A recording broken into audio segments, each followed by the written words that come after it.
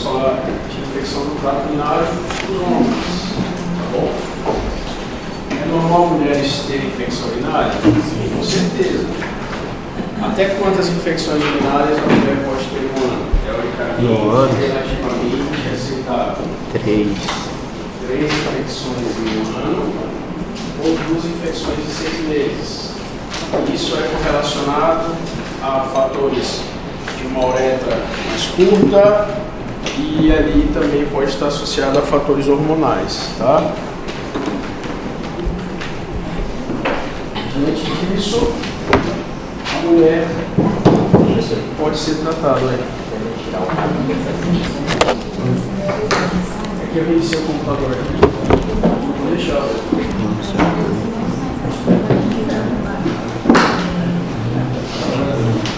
Só reiniciar aqui mais.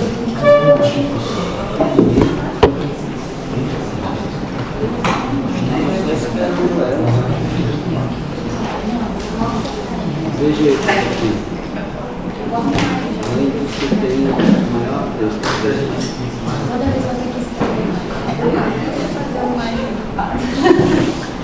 Então,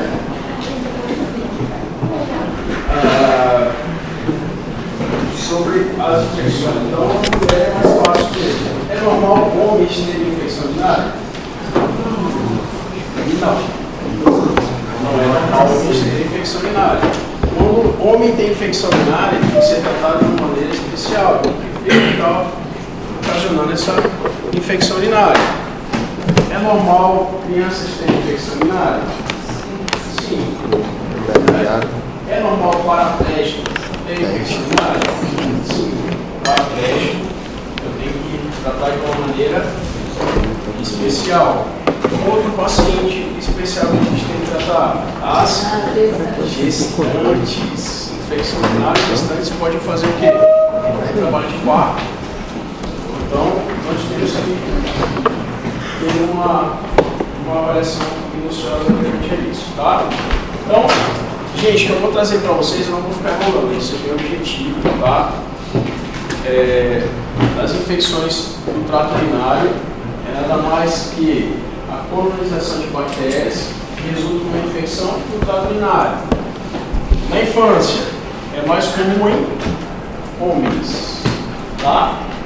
E sempre lembrar, gente, que pode estar o quê? Associado a malformações, tá? Lembrar que malformações, qual que é uma malformação que acontece muito nas crianças? Tá? Também, tá? Eu falo assim, pensando no trato urinário superior. Estenose de Juve, tá? É o fechamento na saída do rim com o ureter e é muito comum. E essa estenose faz o quê? Uma estase dentro do rim e essa estase faz uma ascensão ali, uma infecção urinária. Outra patologia que pode dar infecção: duplicidade ureteral. Às vezes o paciente tem duplicidade ureteral, não sabe, e o implante do ureter na bexiga ele é completo. A duplicidade, os dois ureteres que saem de um rim, ele pode ser tanto completo como incompleto. E aí ele pode se encontrar no meio do caminho do próprio ureter, como ele pode descer até a bexiga, tá? Então, essas malformações podem acontecer. Aí nós vamos falar do trato urinário baixo. Fimose é com certeza um fator de infecção urinária, tá? A hipospadia e a hipoespadia pode ser fatores também, tá bom? Depende muito da avaliação. Mas está mais relacionado ao que? Higienização, né? Então, os ali na área pré-escolar, pós, é mais comum em menores, tá, gente? Isso é menores, eu fiz os slides de madrugada, estava dormindo já. E um treinamento esfincteriano no início da atividade sexual. Quando a gente fala treinamento esfincteriano, é o que, gente? Fazer xixi é fácil? Não é fácil fazer xixi, tá? Nós pensamos que é fácil, mas vai tentar fazer xixi em um vaso que está sujo, vai tentar fazer xixi em um ambiente que está barulhento, né? Você tem aquela travada, ok? E para fazer xixi você tem que fazer o quê? Contrair a bexiga e abrir o esfíncter.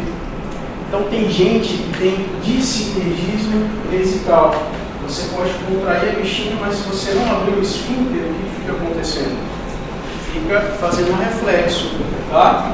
E isso pode dar o quê? Problemas miccionais futuros, como até perder a bexiga mais para frente, tá bom? E o início da atividade sexual. Lembrar, gente, quando eu tenho uma mulher que vai comigo no consultório, parece brincadeira, mas eu começo desde o início. Eu questiono a atividade sexual, fazer xixi antes da atividade sexual, fazer xixi depois da atividade sexual. Isso são fatores importantes. E higienização. Eu pergunto, como é que você faz a sua higienização? Você limpa de frente para trás ou de trás para frente? Pergunto, porque pode ter uma cultura ali diferente. Já peguei mulher já no consultório falando, pô, eu faço a higienização de frente para trás. Então leva o quê? Os germes humanos para a vagina. E qual que é o agente mais comum encontrado nas infecções do trato urinário? E muita gente também tem o quê? Atividade sexual anal. Tá? Eu pergunto isso. Pergunto, você tem que orientar. Se o paciente tem infecção no trato urinário de repetição, como é que são as atividades? Tá? Temos que questionar. Okay? Outra coisa é no quesito de hidratação. Como é que é o seu trabalho? Eu trabalho o dia todo sentado. Você para aquele comer, para aí fazer xixi, ou você segura para não terminar, para não perder o raciocínio? Eu seguro. Né? Então, esses são os fatores que a gente tem que começar a mudar.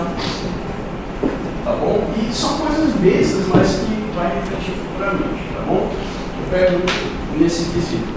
Idosos, principalmente do sexo masculino. Eu foco para vocês nessa principal patologia, que é as patologias prostáticas. Quais são as três principais patologias prostáticas? Hiperplasia, prostatite e o câncer. Ok? Esses três fatores prostáticos. A hiperplasia é o quê? Não conseguir esvaziar minha bexiga. Se eu não esvazio minha bexiga, eu faço estase, eu faço infecção do trato urinário, formação de cálculo, tá bom? Ok? O câncer, por que ele pode dar infecção urinária? Porque o câncer é silencioso. Então, quando ele cresce, ele faz o quê? Ele cresce tanto para cima, para a bexiga, como ele cresce no ânus. Então, esse crescimento também resulta numa obstrução. Claro, quando ele está no status avançado. Tá bom? No início, não dá repercussão, tá? E a prostatite já fala. Prostatite é uma infecção que pega o trato urinário e colonizou a próstata. Tá? Prostatite dá dor. Alguém já teve a oportunidade de pegar um paciente com prostatite? É muita dor, meu amigo.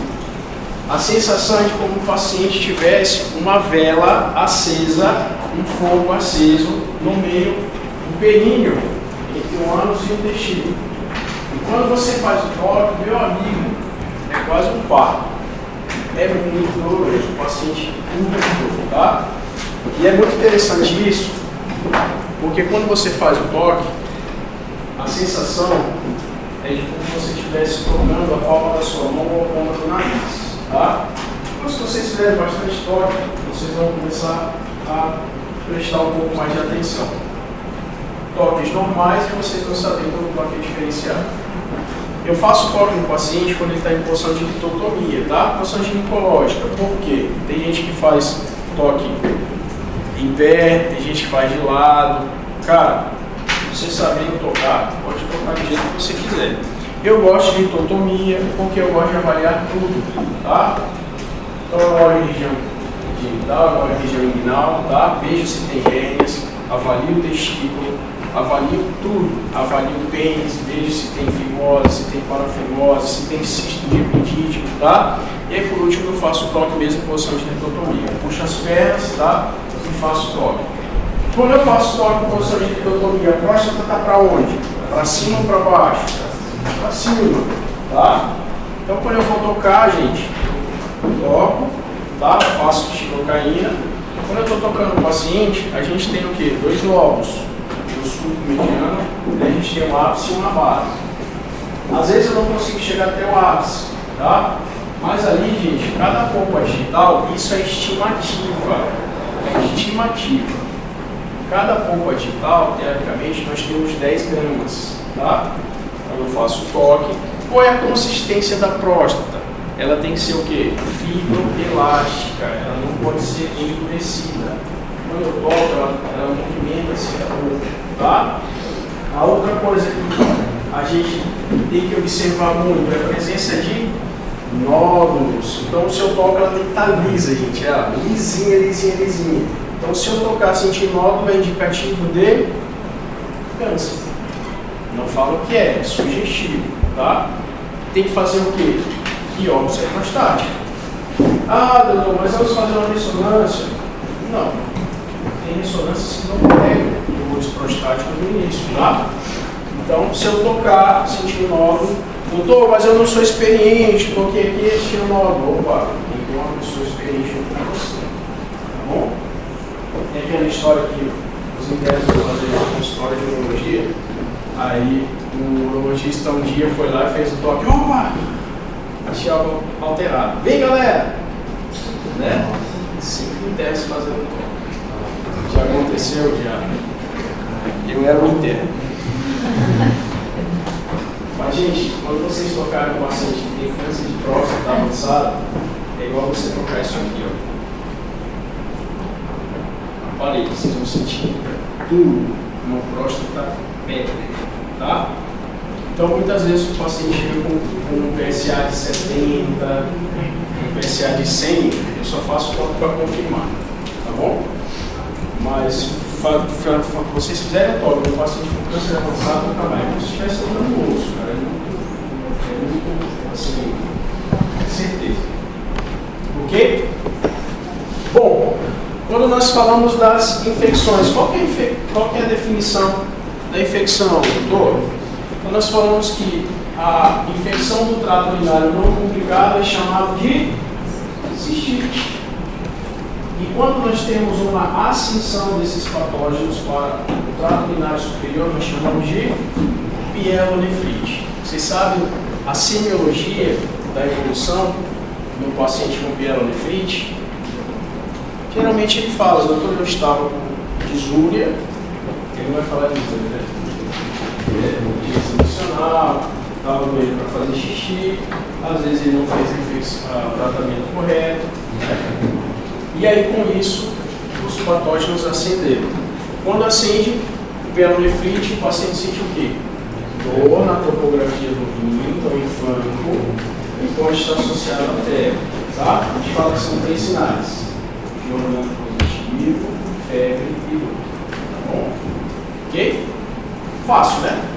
Como é que vocês vão fazer o Jordano? Percussãozinha lá, né?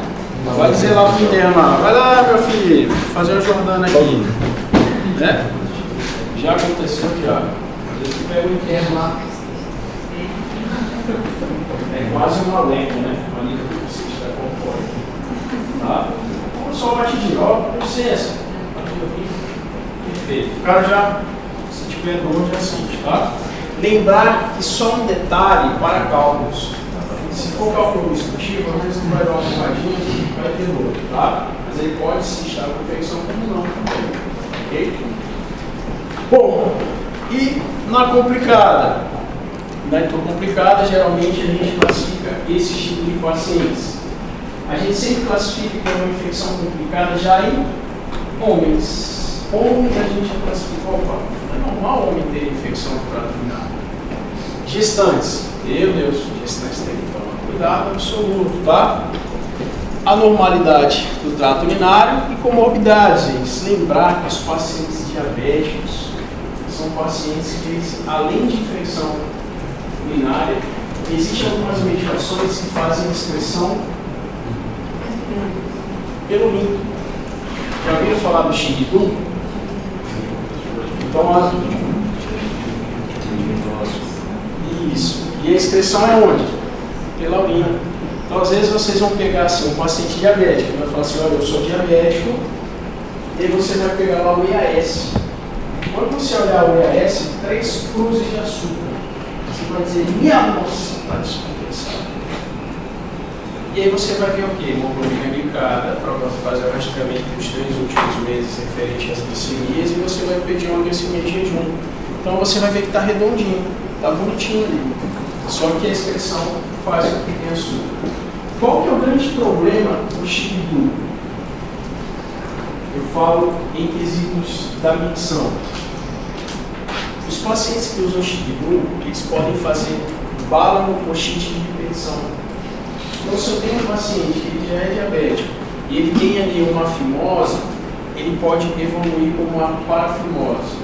Tá? Ele fica fazendo infecções recorrentes e, além disso, faz cândida. Geralmente, vocês tiverem a oportunidade de observar, começa a fazer o quê? Uma fimose que é chamada de secundária. A gente pode ter fimose quando nós nascemos e pode ter uma fimose associada às infecções de repetição. Tá? Então, quando eu tenho um paciente que usa Chibidu e tem infecção urinária e tem infecção ali localmente, eu vou e falo assim, precisamos voltar para a sua endocrinologista para que a gente possa mexer na medicação, tá bom? Doutor, o senhor mexe na medicação ou não? Mas é mais comum em homens, em mulheres. Homens não. E é balanite, não é? Bala no pochete. Bala no pochete. Fica ali, cara. A pelezinha que cobre o pênis fica ali fazendo infecção. E aí, infecções recorrentes vai fazendo o quê? Cicatrização e regredindo. Tá? Bacteriúria sintomática. Então, bacteriúria sintomática, aquele paciente não tem nada, mas ele tem bactérias, ele não sente nada. Tá? E pode ter o que na cultura? Mais de 105 colônias ali em indivíduos assintomáticos. Tá? Então, ele tem a bactéria, porém, ele é assintomático. Trata ou você descarta? Trato. Tá? Homens têm que tratar. Por que a gente trata? Porque já são infecções complicadas. Ok? Bom, e aí tu relacionado a catéter? Gente, gravem isso. Por favor, não vamos comer bola perante a isso. Pacientes que fazem uso de catéter vesical intermitente, o que é isso? Passa catéter 6 vezes ao dia para drenar a bexiga. Tá? Qual que é o melhor método? Nós temos o cateterismo vesical intermitente. Quem é os pacientes que fazem esse cateterismo? São pacientes que provavelmente teve um trauma raquimedular, né? Ou então ele tem aquela doença de meningomielocele. A doença de meningomielocele, ela é difícil você pegar o paciente no momento que ele para de conduzir as informações para a bexiga. Porque ele passa a condução, mas às vezes a gente não sabe qual vai ser o determinado tempo que ele vai parar de conduzir. O que é isso, doutor? Imagina, o cara teve um trauma raquimedular, ele não tem mais o que? Micção. Ele não tem micção espontânea. O cara que tem um trauma raquimedular, ele faz cocô porque está indo, está chegando. Como se chegasse muito cocô e vai indo. Não tem mais aquela posição de cima. E a outra coisa é na bexiga. Ele tem um reservatório, vai enchendo, vai sair por onde? Pelo local mais fácil, que é a urina, a uretra. Só que, às vezes, o que o paciente faz? Ele faz o quê? Refluxo péricolateral. Ele começa a perder os rins lentamente. E o outro fator, ele vai perder mais ainda essa bexiga. Então, preste atenção. Paciente que tem bexiga neurogênica, qual é o exame que nós fazemos para confirmar a bexiga neurogênica? Estudo urodinâmico. O estudo urodinâmico, tá? Por exemplo, eu tenho um paciente que ele tem suspeita de uma bexiga neurogênica, que não funciona mais. Então, nós precisamos comprovar. A comprovação é através desse estudo urodinâmico. É um exame, tá? Ele é feito no consultório, no qual nós vamos estudar o que? Fluxo e pressão nesse paciente. Passa-se uma sonda pela uretra, passa uma sonda pelo ânus. Doutor, é isso? É. O exame é bruto. E aí a gente começa a fazer o quê? Começa a colocar soro dentro da bexiga, como se estimulasse ele recebendo a urina da bexiga. E aí o que é normal acontecer? Quando nós enchemos a bexiga, isso é normal, quando enchemos a bexiga até 200 ml, o que vocês vão começar a ter? uma sensação de querer fazer xixi. Tem a primeira sensação. E a capacidade do homem é 500 ml, das mulheres é 400. Então eu coloquei lá 200 ml. Aí eu falo, quando você tiver o primeiro desejo, você me avisa. Aí vai, eu tô, cara, eu senti. Você já vai marcando os gráficos. Tá? Quando, vamos dizer, o paciente está ali com 400 ml, ele já está o quê? Doutor, eu já estou para mijar. E aí você fala, tosse. Então, das mulheres é importante, porque quando ela tosse, ela pode ter o quê? Incontinência, ela perder xixi. Tem uma balancinha que a gente consegue acompanhar embaixo dessa perda. Quando eu tenho um paciente que ele não tem mais a bexiga boa, ele tem um quadro de bexiga neurogênica, o que ele vai dizer para vocês quando a bexiga encher? Nada. Ele não sente nada. Então o reservatório dele, que é de 500 ml, às vezes eu estou enchendo lá, dá 1.000, 1.500. Ele está lá, de boa, te olhando. O que ele faz no seu organismo, às vezes, que vai te mostrar que tem algo errado? Reflexos. Você vai começar a puxar as pernas, sabe? É impressionante. O sistema, quando ele está em crise, ou ele tem alguma coisa embaixo, ele começa a fazer reflexos, tá?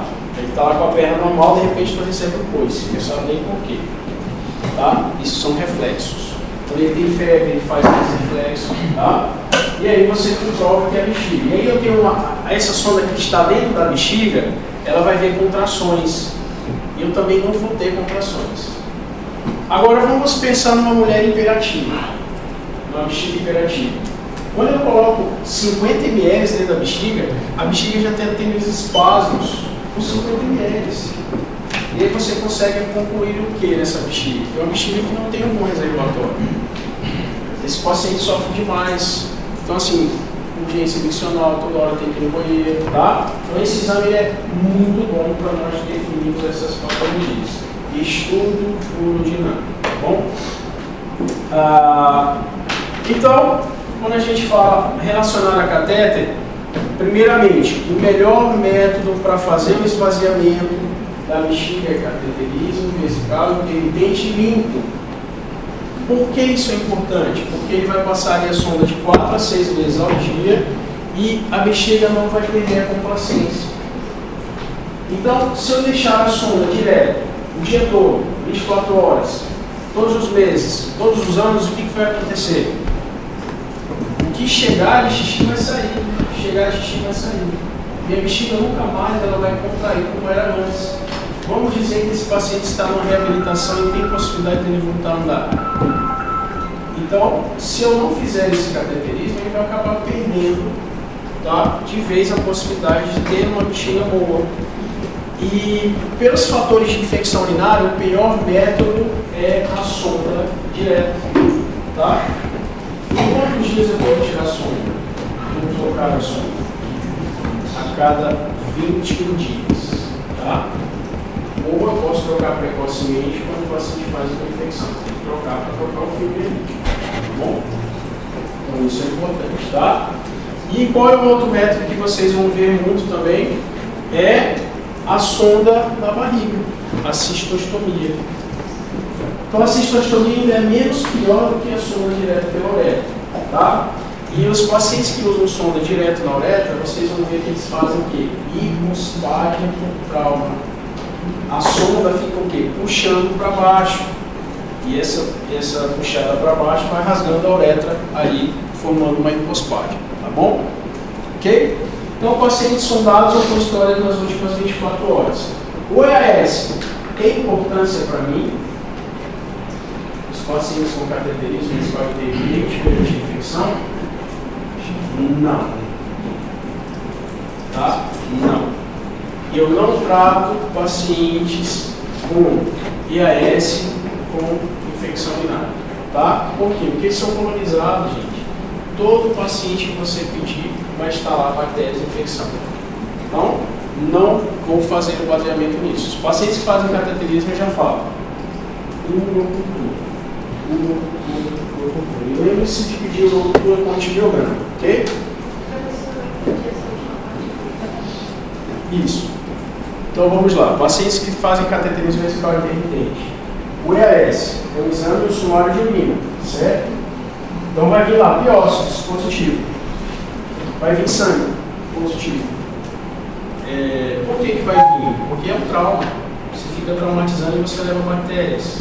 Entendeu? Então, todo EAS que você pedir vai vir contaminado. Não tenho dúvida disso. Então, nós fazemos o tratamento desses pacientes só com urocultura. Tá? A não ser assim, o paciente não dá tempo da urocultura ficar pronta. A gente coleta a urocultura e aí você começa o tratamento empírico para ele. Claro que os pacientes que vêm comigo, principalmente os paraplégicos, eu já guardo as uroculturas prévias, para me saber por que ele tem já de resistência a antibiótico. Tá bom? E aí, quando o paciente fica fazendo infecção urinária de repetição, fazendo cateterismo, eu mando ele de novo para uma reciclagem para aprender de novo a fazer o cateter. Porque ele vai o quê? Se acostumando. O cateterismo vesical intermitente limpo, ele tem que fazer asepsia, ele tem que fazer a regeneração, ele tem que limpar. O cateter é novo, é zero bala. Então, às vezes, com o tempo, ele vai deixando de fazer o modo asséptico. Ele vai meio bruto, né? Até as últimas empresas agora, eles melhoraram muito. A gente tem um Speedcat, que é uma porcariazinha desse tamanho que vem no plástico. O cara coloca no bolso. Aí ele levanta aqui, vai fazer xixi. Já assistiu aquele filme, aquele desenho do Thundercat? Porcaria desse tamanho assim, e um bastão, né? E ele vai, passa rapidinho, esvazia a bexiga e tira. Ele já vem lubrificado, é espetacular, tá? Ainda em cateterismo, se for uma vaca no caso, a sonda intermitente, a mexida perde a complacência, certo? Isso. O que tem que ser feito com isso para... Não, o cateterismo vesical intermitente, ele não perde a complacência. Não perde a complacência. Porque imagina, a bexiga está cheia. Qual que é o normal de nós termos durante a nossa missão? Nossos reservatórios de 500 ml. Então você levanta de manhã, 7 horas da manhã, preste atenção. 7 horas da manhã eu levantei, 500 ml, opa, está no limite. Aí, meio-dia eu vou lá, 800, opa, está errado. Então, entre as 7 e meio-dia você vai ter que fazer mais um cateterismo ali, certo? Para quê? Para não deixar passar dos 500 ml, tá? Então, quando eu faço isso, a minha bexiga fica o quê? Igual a sanfona, enchendo e esvaziando, enchendo e esvaziando. Isso é ótimo. Agora, quando eu deixo a sonda direto, o que acontece com a sonda? O que chegar vai vazar, o que chegar vai vazar, o que chegar vai vazar. Então, eu perco essa complacência, tá? Da bexiga, ok? Eu vou botar um reloginho. Colocar um reloginho. Seria uma boa, cara, seria uma boa. Registrar. Vou deixar alguma coisa no dispositivo, uma câmerazinha lá para ver como chegar no metro e tal. Mas isso é muito relativo, porque os pacientes que fazem cateterismo às vezes está associado à ingesta hídrica. Então, às vezes tem pacientes que não bebem água, às vezes bebem mais, tá?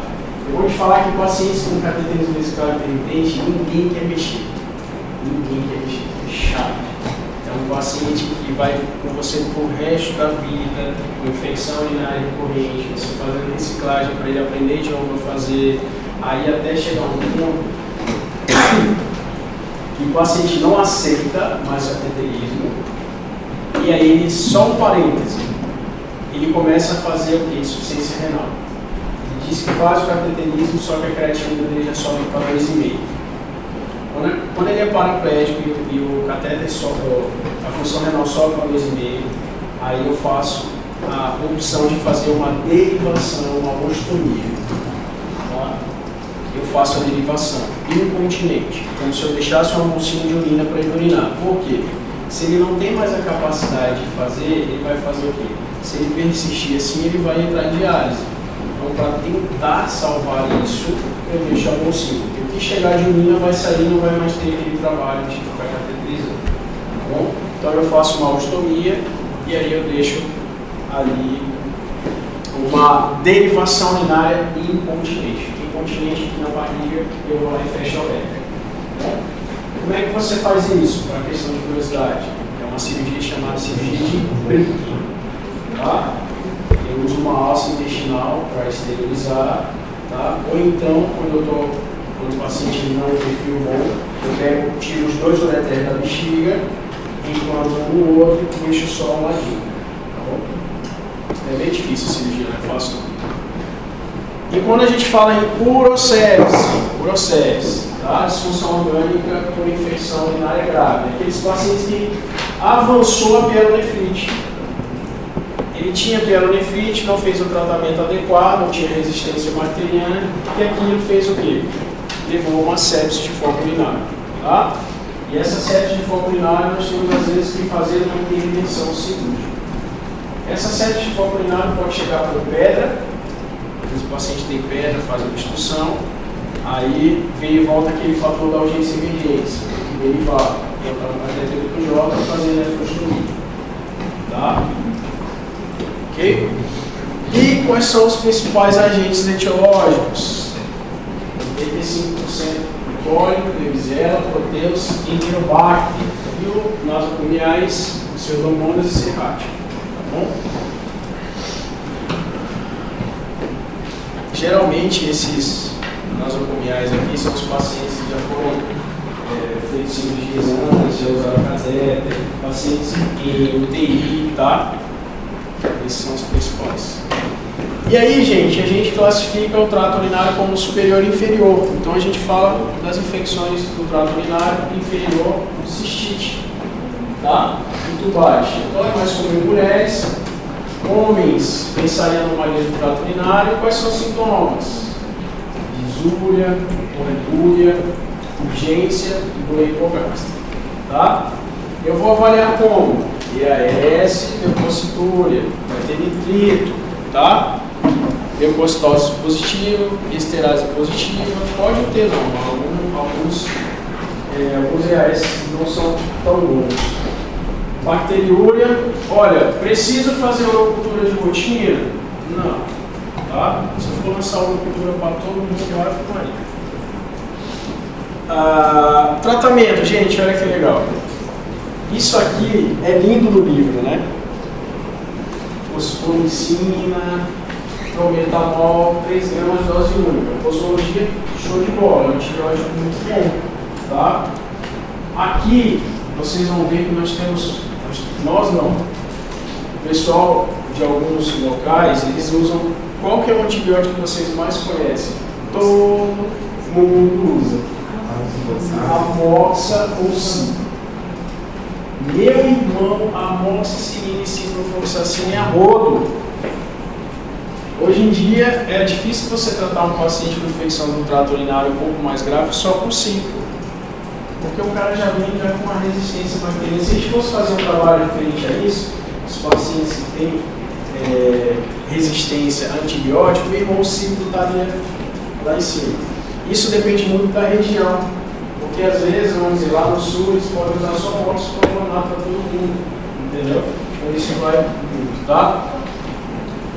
Qual a segunda opção, gente? Nitrofurantoína, tá? 100 mg de 12 em 12 por 5 dias. E lembrar, gente, um detalhe. Quando nós temos prostatite associada à infecção, nós usamos o sulfamethoxazol com primetropim por 7 dias, tá? Agora eu falo para vocês. A prostatite mesmo, quando o paciente tem um tratamento associado de mais semanas. Tá? Então, quando eu tenho um paciente com prostatite, para quesito de prova, vocês gravam isso aqui. Isso aqui é prova, isso aqui é residência, isso aqui é o estado de vocês. Mas quando eu tenho um paciente com prostatite, eu faço de 4 a 6 semanas de antibiótico. Tá? Por quê? Porque você vai tratar 7 dias esse paciente e vai liberar. Você terminou o tratamento, vem arrebentando de novo o prostatite. Você vai matar as cepas fracas e as cepas fortes vão ficar. Tá? E prostatite mata. Qual que é o maior índice de prostatite nos pacientes que a gente conhece muito? É BOS, biópsia de próstata. Tá? O paciente faz biópsia de próstata, ele leva as bactérias lá para dentro da próstata e tem que fazer uma profilaxia para a biópsia, fazer pelo menos um ciclo de 24 horas para fazer a biópsia.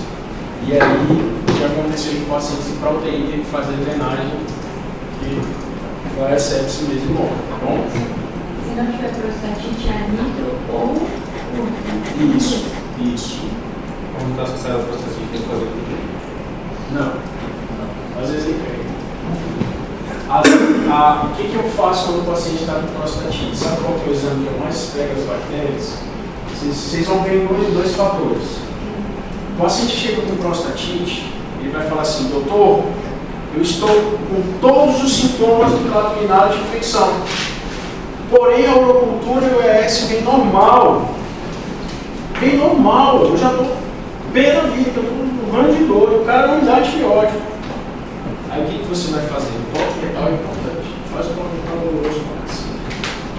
E aí, o outro fator primordial desses pacientes com prostatite, quando eu quero pegar a bactéria, eu faço tratamento de lipídio, não melhora, aí eu faço uma espermocultura. Que aí, às vezes, eu consigo pegar a espermocultura com a gente. Tá bom? Ok? Casos especiais, gente. Aquele paciente que tem bacteriúria sintomática. Tratamentos apenas prévio a procedimentos urológicos em distantes.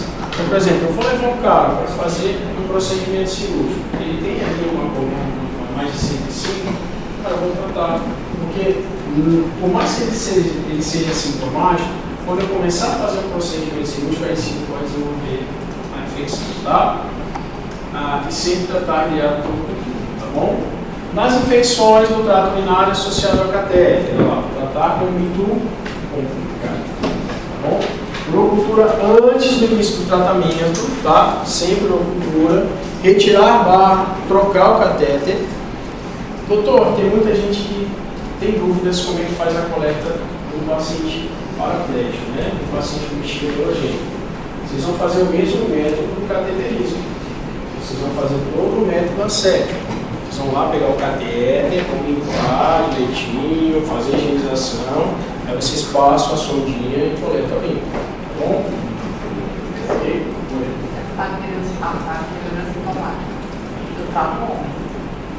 Sim, na verdade você vai tratar principalmente as complicadas. Então nós classificamos os homens como muito complicado. A profilaxia antibiótica não está recomendada, tá? Então não vou fazer, o paciente vai fazer cateterismo e vai ter dente. Vou fazer profilaxia para ele? Imagina o cara vai usar antibiótico o resto da vida enquanto ele fizer catéter? Não. E a de repetição? Profilaxia tipo de repetição, qual eu vou fazer? Mudanças de hábitos, higiene local, micção pós-coito. Gente, olha, isso é muito importante. Muito importante. O pessoal não leva a sério isso aqui, mas isso aqui, gente, a gente tem que bater muito no consultório, tá? Lembrar que mulheres que estão com baixo estrogênio, reposição, top, principalmente pós-menopausa, tá? Profilaxia imunoativa com lisador bacteriano, olha que legal. Esse Purovaxol, nós temos alguns antissépticos para a bexiga, tá? Não é antibiótico. Nós temos alguns antissépticos. Vocês já viram alguém com a bexiga verde? Bexiga não, a urina verde, sabe? É muito comum. E às vezes aí as pessoas se assustam, ou então ela fica meio laranjada, tá? É alguns lisador bacteriano que nós utilizamos. E antibiótico profilaxia contínua pós-coito pacientes com doses menores. Doutor, como é que é essa profilaxia? Vamos lá. Nós temos vou dar um exemplo simples da cefalexina. A cefalexina vocês usam ela de 500 mg de 6 em 6 horas. Ok? Quando eu vou fazer a profilaxia, tá? Eu vou fazer o quê? 500 mg uma vez ao dia. E eu posso fazer essa profilaxia por até 6 vezes. Uma vez ao dia. Tá? Entenderam? Eu não preciso, vocês têm que diferenciar em tratamento e profilaxia. Estou fazendo uma profilaxia para não deixar infectar, ok? Então aquelas mulheres que chegam lá, doutor, eu estou com infecção urinária recorrente já, passei o pente fino na mulher, não acho que tem.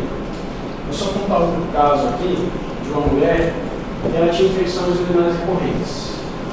Cara, e ela não era, por exemplo, não tinha entrado na menopausa. Fiz o pente fino. Cara, cultura, EAS, ultrassom, fui para tomografia, não achei nada. E aí na tomografia eu vi um gás, qualquer coisa dentro da bexiga. E aí eu pedi a ressonância. Na ressonância ela tinha uma fístula entérica, pequena, que ela fez uma diverticulite do lado esquerdo, e esse divertículo era próximo da bexiga. E aí fez um tropismo para a bexiga, e aí fez uma fístula, uma comunicação do colo para a bexiga. Tá? E na cistoscopia que eu fiz lá, eu não achava o orifício. Não achava o orifício. E aí, a gente fez um vídeo de laparoscopia, achei o orifício fechado. Foi um caso assim, muito difícil de tratar, mas depois, aqui me ajudou foi a ressonância. O que bateu o martelo foi a ressonância. Só que era engraçado ela. Terminava de fazer o tratamento, infecção. Eu falei, não. Terminar de fazer o tratamento de infecção. Eu falei, não. Era constante, era constante. E aí a gente senta uma consulta de 3-4 horas. Isso é cansado. Pode. Bom, prostatite bacteriana, infecção bacteriana da próstata causando sintomas urinários. Aí a gente classifica, gente, a prostatite crônica e aguda, tá? PBA e PBC. Aí a etiologia, E. coli, tá? Na maioria dos quadros agudos, que é o quadro que é mais grave, e a crônica são germes atípicos. Bom, quais são os fatores de risco? Refluxo ductal intraprostático. Minha nossa senhora, o que é isso? Os espermatozoides eles desenvolvem onde? A próstata. Então, gente, se nós temos ali uma bactéria assintomática, nós temos bactérias. E aí os danados dos espermatozoides, eles vão lá, e aí a gente tem o quê? Eles voltam, teoricamente, para o testículo. E nesse retorno, eles levam algumas bactérias. Além disso, pode dar prostatite e o outro fator é o quê? Tem os pacientes mais idosos com orquiepididimite, infecção no testículo, tá? Pode ser uma das causas. Fimose, então se o paciente ele tem infecção urinária de repetição, cara, vamos olhar o pênis dele, vamos ver como é que está o pênis. O pessoal olha o pênis no exame físico, principalmente as mulheres, né? As mulheres não olham. Peguei um paciente uma vez que ele tinha refluxo do vésicula lateral, estava perdendo os rins e ele tinha uma fimose grau 1. A fimose que ele tinha, além de ser diabético, tipo 1. Então a fimose que ele tinha, ele não urinava bem. Só que como ele nasceu assim, ele pensou que era normal. E ele foi encaminhado para mim já pedindo cirurgia para derivação do trato urinário. Ele chegou lá porque ele estava já com uma 3 de creatinina. E aí eu falei, cara, abaixa a calça aí. Deixa eu ver. Quando eu fui examinar o cara, uma fimose grau 1, eu falei, cara, tu já mostrou isso aqui para alguém? Não, doutor. Era um menino lá de Buritis, no final da linha do sei do que, não tinha acesso à saúde. Doutor, eu sempre fui no postinho de saúde, sempre tratei infecção urinária. Mas nunca ninguém pediu para ver meu pênis. E aí, fui lá, falei a urgência, liguei para o colega que estava no João Paulo, foi para o João Paulo, pronto. Acabou a insuficiência renal dele. Tá? Então sempre me examinar. Então lembre-se que fimose, por mais que possa ser brincadeira, tem gente que não sabe. Tá? E outra, as pessoas confundem excesso de pele com fimose. Tá? Excesso de pele não é fimose. Tá bom? Sexo anal desprotegido, epididimite, sondagem vesical e cirurgias. Tá bom? Bom, e o tratamento da prostatite? Olha lá, gente. Antibiótico terapia parenteral. Você já sabe quando é parenteral, quando é enteral, já estão grátis, né? Nasoenteral, com feras, né? Aí tem gente que fala, parenteral, existem confusões ainda em hospitais, gente fazendo principalmente dieta. Dieta é foda. Hã? Briga?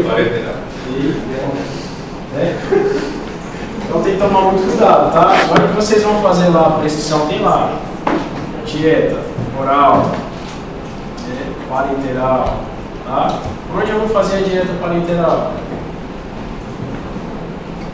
Acesso central, tá? Vai botar lá o suco dentro do catéter central, Deus me livre. Então, gente, antibiótico parenteral, tá? Fluoroquinolonas, quando é endovenoso, tá?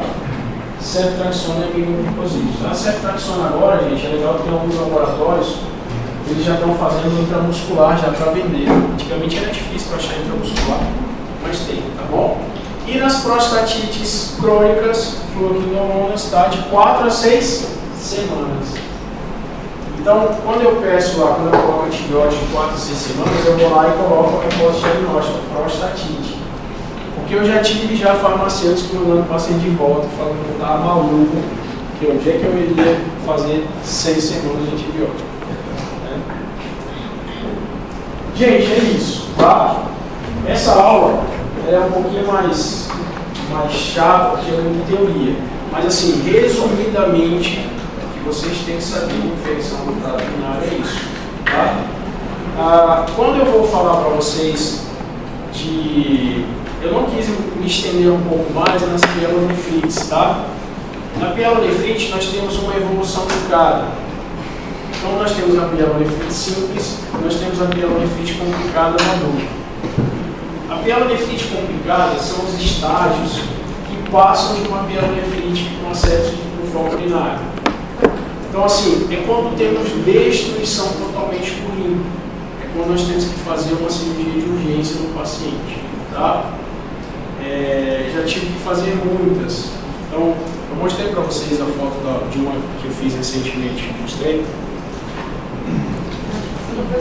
Uma dúvida. Digo. Porque nós estamos falando aí, você falou que quando tem prostatite associada, vai ter com 7 dias de comemoração. Aí aqui eu entendi de 4 a 6 semanas. Vamos dizer assim, pega muito no fator, preste muito bem atenção nisso. Quando eu tenho um diagnóstico, tá? Paciente com a prostatite, fechei o diagnóstico da prostatite, ele pode ou não ter infecção do trato urinário. Às vezes a prostatite você vai ver que é mais clínica, e aí eu sempre doso o PSA, porque o meu PSA de uma infecção ele vem o quê? Aumentar, tá? Então tome cuidado com isso. Todo PSA aumentado não significa câncer, tá? O PSA é muito sensível. Então, quando eu tenho o PSA aumentado, um paciente clinicamente sugestivo de prostatite, eu faço o tratamento de 4 a 6 semanas, ok? Geralmente eu uso muito o ciprofloxacina, tá? A quinolona ela é muito boa para isso, ok? Faço de 12 em 12 por 4 a 6 semanas. Eu geralmente, quando é um paciente assim, que ele não é bem orientado, eu boto 6 semanas. Por quê? Porque às vezes ele vai deixar de tomar algumas coisas. Agora, quando o paciente é bem orientado, eu fecho nas 4, tá? Então assim, quando eu tenho um paciente que ele tem uma infecção urinária, você não vai teoricamente saber se ele já teve uma prostatite antes ou não. A boa relação com o paciente é ocupada. Aí você lembra que não é normal homens terem infecção do trato urinário.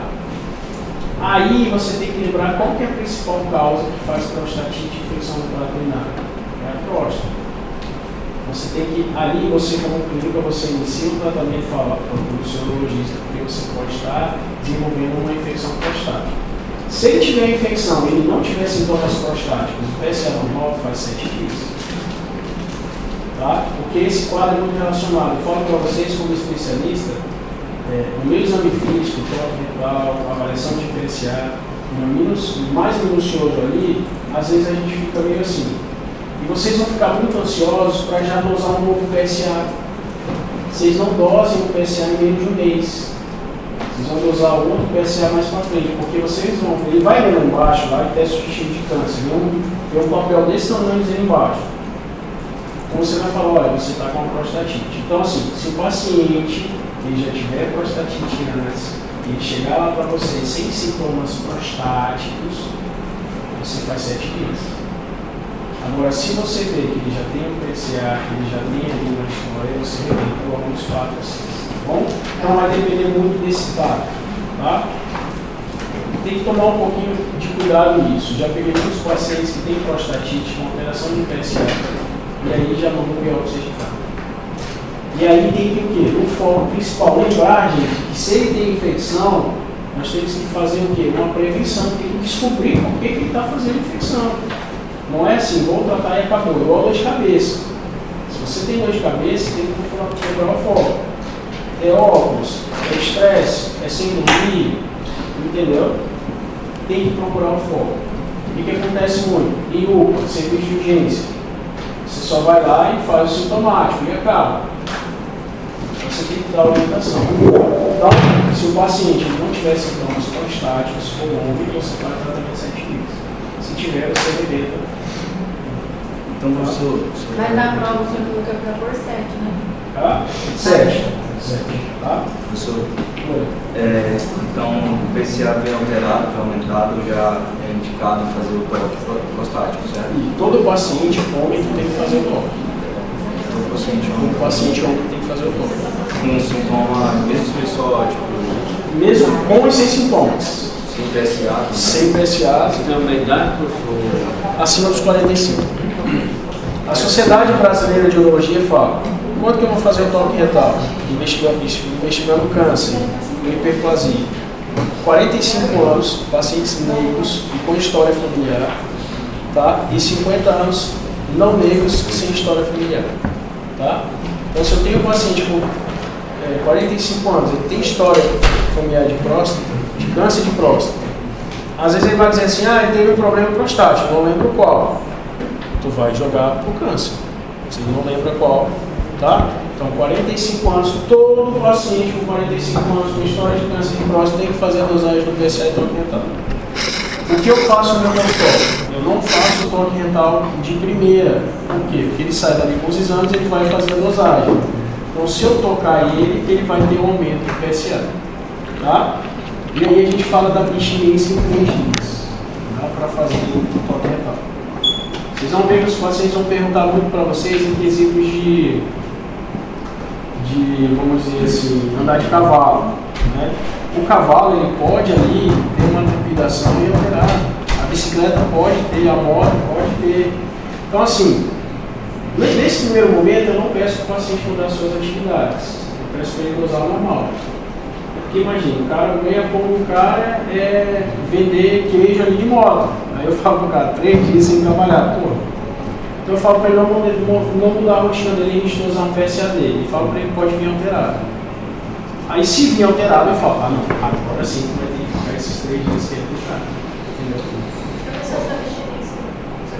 A abstinência de atividade sexual. Vai fazer depois do próximo?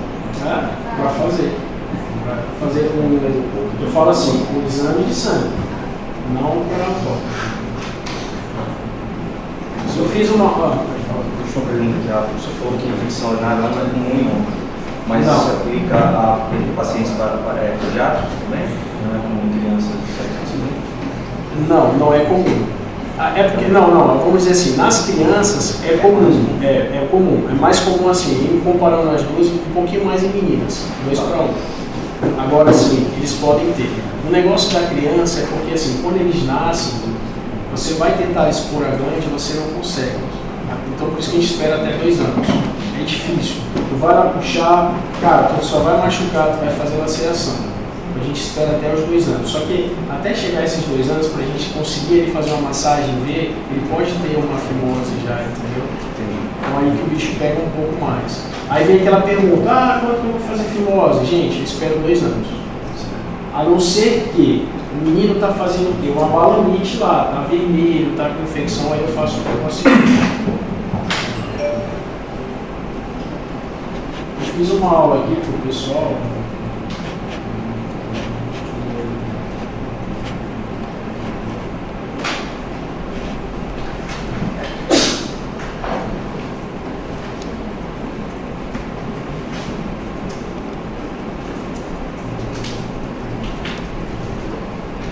Isso aqui, gente, foi o primeiro ano de residência no hospital de base. Ó, tá vendo como eu tô aqui, ó? Molhado igual um pinto, meu amigo. De tanta água que eu recebia do soro fisiológico. Então não é xixi, né? É o soro que saía. O nosso aparelho na época não era um dos melhores, mais top. Mas eu estava um pouco me ligando, eu queria pegar o cálculo. E aqui atrás está o doutor Alessandro. Esse é o cara da incontinência urinária. Nunca vi. Para você ter ideia, o doutorado dele foi no Texas. Lá você faz o de mão com o neurocirurgião e com o urologista. Você não faz sozinho, não é só o urologista. Então ele já faz, ele pega toda a parte neurológica e já faz o diagnóstico. Então, o Alessandro também era o cara na... Olha lá, quando a gente faz cistostomia, é isso aqui, ó. Tá? Só que essa cistostomia é pós-cirurgia de próstata. Então, a gente deixa essa cistostomia aqui de segurança.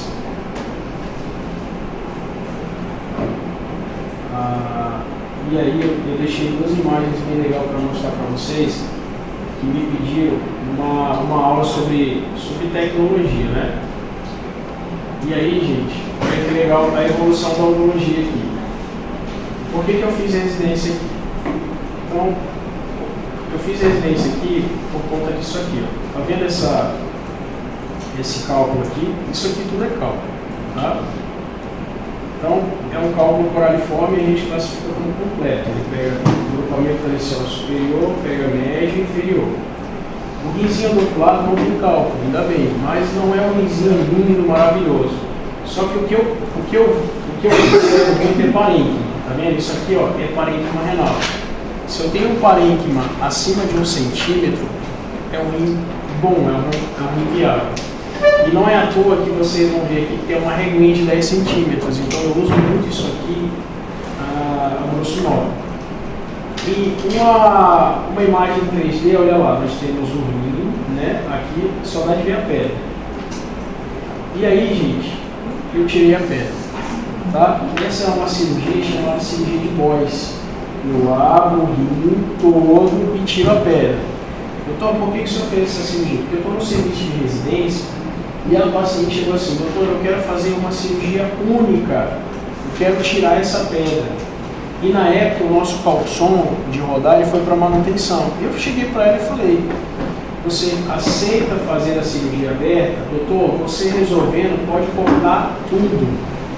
Aí eu, tem certeza? Esse não é o melhor método. Se você esperar um mês, nós podemos fazer. Ela, não. Resolva. Tudo bem. Termo de consentimento, né? Assinou o termo de consentimento. Você está ciente que a cirurgia... Tranquilo. Fui lá e abri e tirei. Aí, olha o tamanho da cicatriz que fica. A gente faz por... Eu faço geralmente subpostal, por quê? Porque como é do lado direito, eu fico muito preocupado com a minha cara. Se vocês terem ideia, ela rasga fácil. Então, quando a gente vai manipular, tem que tomar muito cuidado, tá? Então, olha o tamanho da cicatriz, né? E aí, a gente evoluiu muito. Eu falo assim, média, as perguntas, quantos dias de média fica em internação? Cara, o paciente fica com 10 dias, 7 dias, tem que deixar nefrostomia, pacientes usam TI, às vezes tem que transfundir, tá? Eu tenho 20 minutos para deixar o clamp fechado, para abrir o rim, tirar a pedra e depois fechar o rim, tá? O risco de fístula é alto, pode fistulizar, né?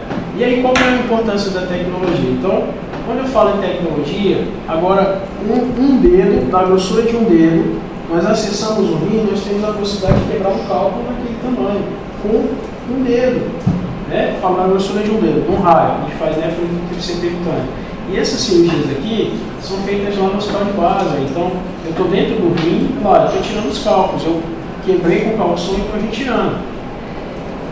Tá vendo? Aquela mesma cirurgia que pode ser feita com aquilo tudo, a gente faz com um simples furinho. E aí, olha só, qual que é a posição que o paciente fica? Então ele está entubado, tá? Doutor, esses sapos pretos aqui, que negócio é esse? É porque assim, como a cirurgia molha muito, meu paciente pode fazer o quê? O ar está ligado, ele pode fazer hipotermia. Então eu coloco esses sacos para quê? Para diminuir o contato. Então o soro bate, desce, escorre, tá? E, então eu sempre coloco, tem duas posições, isso aqui eu estou fazendo para ensinar os residentes, mas a posição que eu mais gosto é de litotomia, é de Valdívia Cadacal estendido. Então que posição é essa? Como se fosse uma litotomia, só que o lado que eu vou pegar eu deixo a perna mais reta. Porque quando eu faço esse movimento, o rim sobe, tá? Então faz esse movimento. Quando eu faço a cirurgia, quando eu comecei, eu gostava muito do ultrassom, porque eu não posso depender só do raio-x. Eu não gostava muito de usar o ultrassom, porque com o ultrassom você começa a pegar habilidade para fazer percutâneas, para acessar rim, para fazer função, nefrostomia, e aí eu deixava o raio-x em cima. Então olha lá, gente, o paciente tira um cálculo, tá, coraliforme, com esse aparelho, a gente chama ele nefroscópio. Então tudo está em volta do nome do rim que eu vou, do órgão que eu vou acessar. Então, sem rim, esse é o nefroscópio. Então, através desse nefroscópio, a gente tem como passar os elementos de trabalho e olha lá, a gente quebra os cálculos, né, tritura em todos. Doutor, como é que é triturado? É no laser? Não, nós temos um material que é um pouquinho mais bruto, tá? Esse aqui é a Tayane, a nossa primeira residente de urologia. Ela formou, já vai para o seu segundo ano de formada, e aqui eu estou ensinando ela a fazer percutânea. Então, olha só, um único furinho, tá? Ali na região dorsal, no flanco, a gente consegue ter acesso. Então, imagina, você iria querer fazer uma cirurgia cortada ou com esse único furinho, né? Aqui a imagem. E olha lá, quando a gente vai fazer essa cirurgia, olha o tanto de coisa aqui que a gente tem para a gente organizar. Então demora 1 hora mais ou menos só para você posicionar o paciente, colocar os campos, deixar o paciente na posição correta, passar o catéter. Então, depois que você faz tudo isso, aí sim começa a cirurgia. E aqui, ó, eu deixei esse vídeo para vocês observarem a broca. Olha lá, a broca ela vai rodando, tá? A gente chama de calção e ela vai aspirando. Olha lá. Olha que magnífico. E a gente vai tirando os fragmentos. Esse aqui, eu não deixo os fragmentos bem pequenininhos. Se eu deixar muitos pequenininhos, é ruim. Então eu quebro ele e dá para passar ali. Tá? Esse paciente opera hoje, amanhã está em casa. Tá? Eu deixo ele com o catéter do Jordan. Alguns trabalhos falam para deixar tubilese, se for uma única punção. Então, esse orifício que está ali é uma punção dentro do rim. Tubilese é deixar sem dispositivo de drenagem. Então, você deixa com o catéter do J. Eu não tenho coragem. Por quê? Eu gosto de deixar porque sangra um pouquinho, então o sangue pode simular uma obstrução. Tá? E aí, olha só. Aqui vocês conseguem ver, isso aqui é toda a pedra. Tá? Olha que legal. Aqui é o meu catéter de pielografia, que eu uso para injetar contraste. Eu injeto contraste. O raio-x bate, eu consigo desenhar o rim para saber onde eu vou fazer a punção. E aqui, ó, eu estou com a bainha lá dentro do rim, o fio descendo para a bexiga. E olha só, vocês conseguem ver algum cálculo aqui? Então nós conseguimos limpar o rim somente com essa punção. Olha o tanto de cálculo que tinha depois que saiu. Tá? Professor, Oi. esse procedimento prejudica a função renal? A gente perde 10% de parênquima em cada punção, tá? Então, não deixa de ser uma cicatrização. Mas sim, 10% de 100, né? Não é muito, comparado do pós-operatório.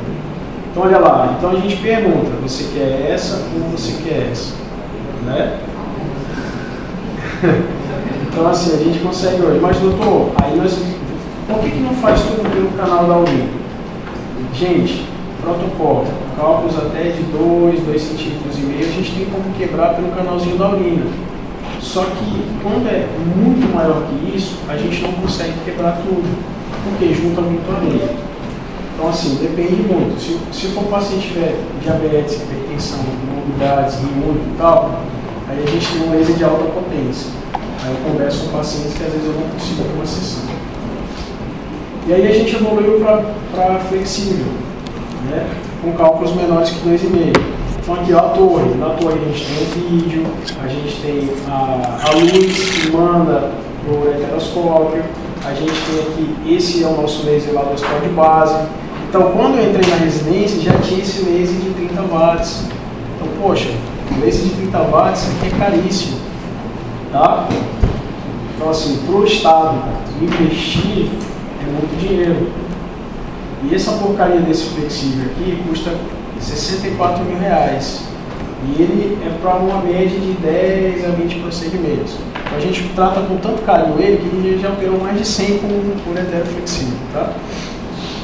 E aí, nós estamos no serviço de residência, então existe uma curva para isso. Então existe uma justificativa para que os aparelhos possam quebrar um pouco mais cedo. É diferente de um cara que faz isso todos os dias, a vida toda, e do residente que está lá, igual um pateta, tentando quebrar o aparelho. Então quando a gente quebra, gente, olha lá, o laser na ponta e a gente vai fragmentando o cálculo. Véio. Que legal. Então isso aqui, gente, é lá no hospital de base. Isso não é particular, tá vendo? Isso é o que tem de material. E aí quando eu quebro o cálculo numa posição que eu vejo que ele vai passar, aí eu vou lá com a cestinha e ó, puxo. Ok, ó. A gente vai puxando. Esse aqui eu usei como exemplo, porque nem tudo que parece é. Ele parecia que ele ia sair, só que ele não saiu. O que eu tive que fazer? Quebrar o laser. Gente, qual que é a principal complicação disso aqui? Se eu forço isso aqui, o que acontece? Eu vou desinserir o ureter ali e aí eu vou ter que fazer a laparotomia para reimplantar o ureter. Já aconteceu isso? Já. E eu uso esse caso como exemplo. Teve uma vez, recente, o residente foi tirar o aparelho. Quando ele tirou o aparelho, o duplo o ureter da paciente veio junto com o ureteroscópio. Então, quando ele tirou o ureteroscópio, ele viu aquela pelezinha em volta, ele parou, olhou. O que é isso? Bexiga? O staff na hora viu. E ele só fez o quê? Empurrou para dentro. Ou seja, a vascularização do ureter ele é longitudinal. Então, se desinserir o ureter, se ele veio até ali, ou seja, isquemiou tudo, perdeu o segmento do ureter. E aí, o que a gente tem que fazer nesse caso? O autotransplante, tirar o rim, colocar o rim aqui embaixo na hora, ou fazer a nefrectomia, tirar o rim, ou então fazer uma cirurgia que a gente consegue tirar um flap da bexiga para como se fizesse um novo canal, uma plastia do ureter. E nesse aí era uma paciente obesa. Aí nem todos têm habilidade para fazer isso. O Thiago Peroni é muito bom. Eu nunca tinha feito, mas só tinha ele disponível. E deu bom. Deu bom. Mas dilei bastante. Dilei bastante e fui para cima. Fiz, deu certo. Era um quesito de urgência. Só que a gente aprende muito. Então, assim, quando vai acessar o ureter, sempre é 2 fios. Aí eu vejo um residente lá com um fio só, meu irmão, eu quebro o pau em cima dele. Para tudo. Onde é que vocês aprenderam isso? É porque tem staffs que são mais maleáveis. Mas assim, gente, tá dando gente com uma vida. Então, depois que isso vem acontecendo, as complicações, eles ficam mais restritos, né? Olha lá, e olha o tamanho do menino, né? Tu olha que é uma coisa grande, enorme, tu vai lá, olha lá. Era isso aqui, doutor, que estava fazendo o radiador, quase pariu o filho. É isso aí. E essa imagem é muito legal que eu levo, porque os homens eles se olham assim. Né? Quando é que você vai no médico? Eu só vou no médico quando eu estiver muito ruim, porque eu sou muito bom. Eu sou a máquina de trabalho. Eu não vou ficar doente. Né? E aí é falta de prioridade. E aí quando eu falo da hiperplasia, é isso aqui, ó. Quando nós somos jovens, a gente urina bem. Depois do tempo vai passando, a próstata aumenta, comprime a uretra e o jato urinário é fraco. E olha o espessamento da minha bexiga. A bexiga começa a ficar forte. Ela fica acima de 5 milímetros. E isso aqui, quando chega no idoso, eu fiquei incontinente. Eu perdi a minha bexiga. Vocês observam que esse resíduo que fica aqui, a gente não conseguiu esvaziar totalmente. Tá? E aí a primeira cirurgia que nós tínhamos aqui era a cirurgia de enucleação prostática com o dedo. Abre-se a bexiga, que a gente chama aqui de prostatectomia transvesical, não tira a próstata. Isso eu estou falando só de adenoma, só de crescimento. Então a gente já lá, tira o miolo que cresceu do meio e o paciente volta a fazer xixi bem. Só que é uma cirurgia de transfusão sanguínea, de mais de 7 dias de internação, cistostomia. E essa cirurgia é feita para pacientes com próstata maiores que 80 gramas. Tá? Então olha lá, o adenoma é isso aqui, olha o tamanho olha o tamanho do capo do bisturi, olha o tamanho do adenoma. Então, a maior próstata que eu tirei foi de 490 gramas, quase meio quilo de próstata.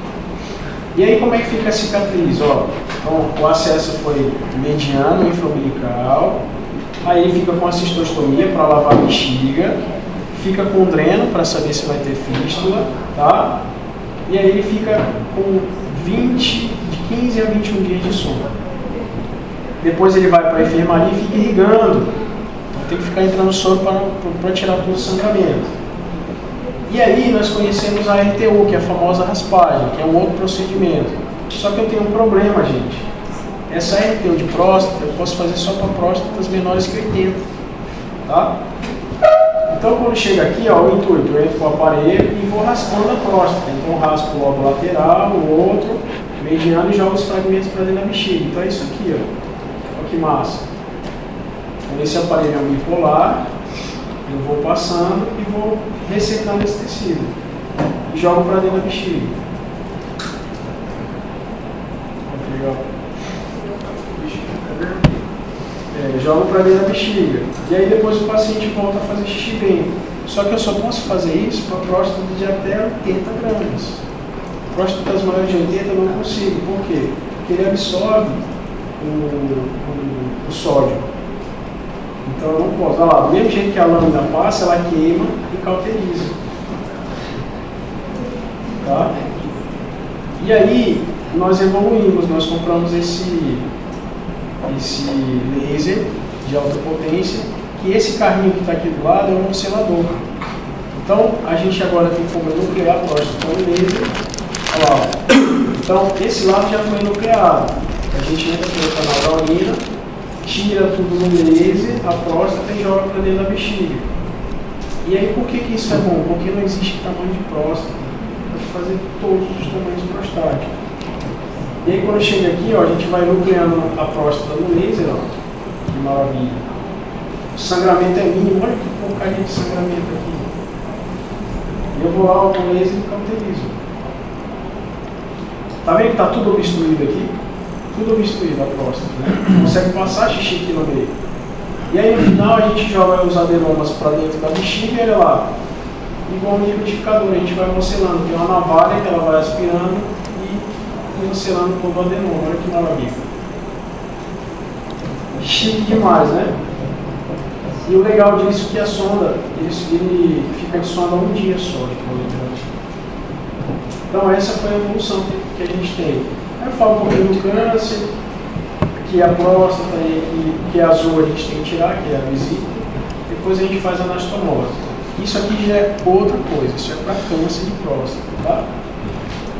Então geralmente a gente faz videolaparoscopia, a gente não tem robô ainda, tá? Esse caso aqui foi um caso à parte, ele tinha câncer de bexiga e câncer de próstata. E aí olha lá, para vocês observarem como é que fica o ureter depois na barriga. Era um caso grave, aí eu deixei 2 duplo J dos dois lados e esterilizei. Por que o senhor não fez uma ablução única, doutor? Porque o paciente estava estabilizando. Tá? Então o tempo variou, a cirurgia já demorou bastante. E aí a gente fez a esterilização para depois reconstruir. Olha lá, ele fica com catéter duplo J. Então por que o senhor deixa com catéter? Porque se eu não deixar com catéter lá dentro, ele fecha. Tá? A pele vai lá e aí a gente tem um problema maior. E aí ele fica assim com ostomia. E aí nós evoluímos mais, agora nós temos, na verdade o robô já tem mais de 10 anos aí, né? E agora no Japão eles fizeram um robô mais barato, mais em conta, que agora você opera em casa. Através das 5G você opera em qualquer lugar, teoricamente, do mesmo país, né? Outro país não dá para fazer. Mas os caras são danados. Eu estava lendo o último artigo deles, tem mais ou menos uma semana. Ele estava operando em uma cidade com mais de 10 mil quilômetros para outra. Tipo assim, um na ponta e na outra. E o cara operando através da 5G, tá? Só que assim, ele tem um desse na clínica dele. Tipo assim, ele tá em outra cidade, mas ele tá operando sentadinho aqui bonitinho.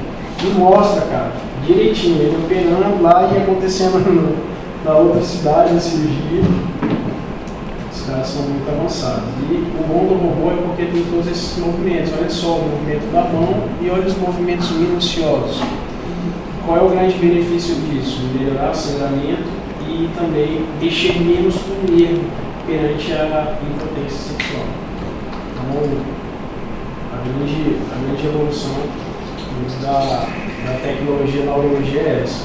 E por incrível que pareça, o que começa na urologia, o robô começa na urologia por conta das decisões ali perante a pele. Isso é meio evolutivo. Aqui foi esse aqui foi uma pielonefrite, acho que eu mostrei para vocês. Uma pielonefrite, o cara era de Ariquemes, olha lá, fiz a nefrectomia, era um rim excluso. E aí, tirei o rim do cara, estava com essa situação aí, bem feio, né? Então, a gente tem trazido aí bons resultados, graças a Deus. Deixa eu ver aqui, eu acho que eu tenho um vídeo do abrir. Eu gosto dessas coisas assim. Eu não gosto de uma confusão, né? Olha lá, olha que legal. Só para quem tem estômago, alguém que fica clínico não pode ver isso aqui, não. Olha lá. Então, imagina como é que o cara estava vivendo com mais de 1 litro de pus dentro da barriga, né? Dentro do rio. O cheiro continua até hoje. Então imagina, isso aqui eu falo que é uma pielonefrite ferrada, né? Mais que ferrada que o meropenem estava segurando.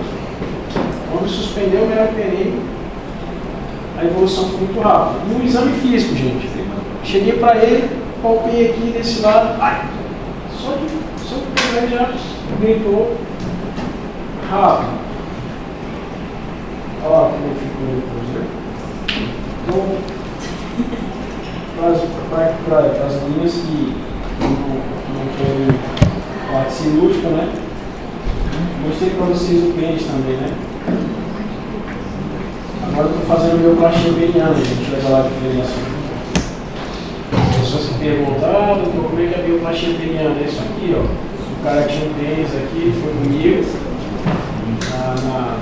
Isso aqui foi um primeiro caso que a gente fez na Renova. O cara foi, então, a queixa dele é que ele tinha ali um corpo mais fino e a glândula um pouco mais profusa, olha lá. Aí a preocupação dele era quando que ia sair essas marcações. Ixi, cara, isso é 2 meses pra cima, meu Deus. Agora, todo mundo desliga o telefone que eu vou mostrar um caso raríssimo. Ele pode tirar foto, hein? O paciente vai fazer bioplastia peniana. Isso é para fins estéticos só? Estéticos.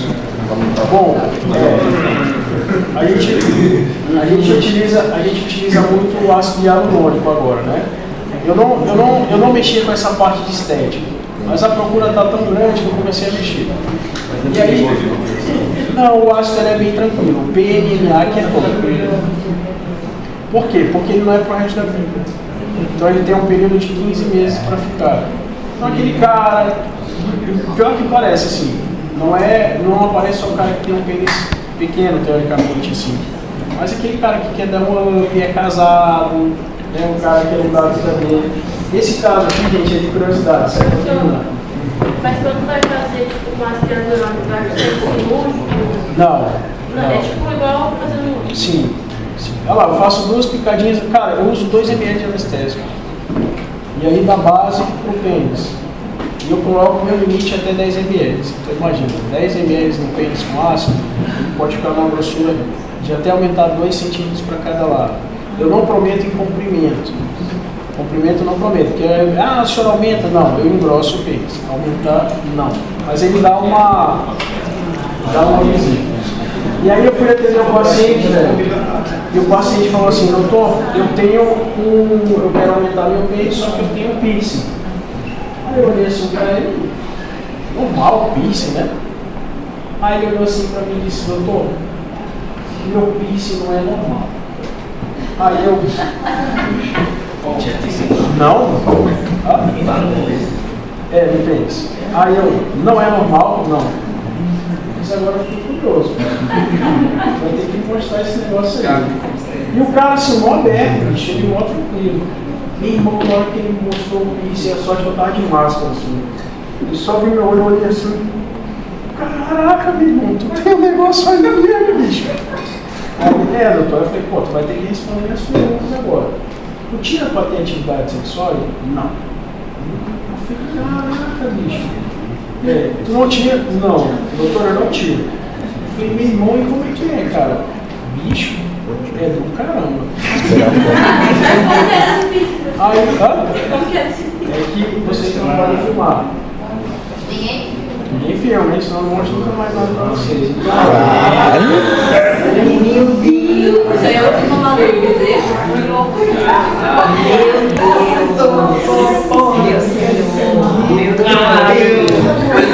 Não, olha lá, bicho. Era uma impulsipade, era um trauma. Não tem sem nada. Aí eu olhei pra ele assim e falei, meu irmão, tá de parabéns, cara. Vai ser só claro, não. Cadê? Igual alargador de orelha. Ele começou com pequenininha e ele foi aumentando. Eu falei, cara, eu trato muito isso, mas patológico. O paciente nasce com hipospádio. Ele fez uma hipospádio. E ele, como é que você faz xixi, doutor? Eu só faço sentado. E se eu fizer em pé, esguicha por tudo. E eu falei, higienização. Não, eu limpo sempre, 1 a 2 vezes ao dia, de manhã e à noite e tal. Infecção. Nunca tive infecção e tal. Eu falei, pô, cara, vou te falar uma coisa. Eu nunca vi isso na minha vida. Nunca vi isso.